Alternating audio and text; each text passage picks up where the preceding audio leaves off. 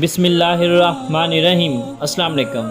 ऐसे बच्चे जिनका पढ़ाई में दिल ही नहीं लगता, पढ़ने को दिल ही नहीं चाहता या दिमागी तौर पर बेहद कमज़ोर हैं, सबक याद करते हैं तो भूल जाता है। ये इतना अहम मसला है जिसकी वजह से वालिदैन अक्सर परेशान रहते हैं और अगर थोड़ी सख्ती करें तो बच्चे नाफरमानी पर उतर आते हैं, लड़ाई झगड़ा करते हैं, किसी कीमत पर भी पढ़ने के लिए तैयार नहीं होते। तो ये नहायत आसान अमल कर लें।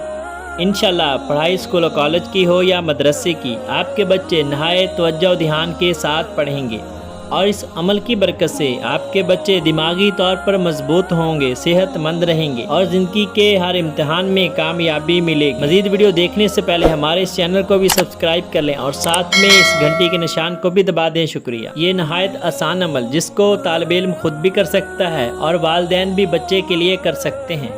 फजर की नमाज के बाद सिर्फ 41 मरतबा सूरह फातिहा पढ़ें, जो कुरान पाक की पहली सूरत है। अव्वल आखिर 3 बार दुरूद पाक के साथ 41 मरतबा सूरह फातिहा पढ़ें, हर बार बिस्मिल्लाहिर्रहमानिर्रहीम के साथ, और पानी पर दम कर दें और बच्चे को ये पानी पिलाएं और एक फूंक बच्चे के दिल पर भी मार दें। इंशाल्लाह इस अमल की बरकत से बच्चे का पढ़ाई में दिल लगेगा, बच्चा दिमागी तौर पर और ज़हनी जिस्मानी तौर पर मजबूत होगा, नजरे बद से महफूज रहेगा।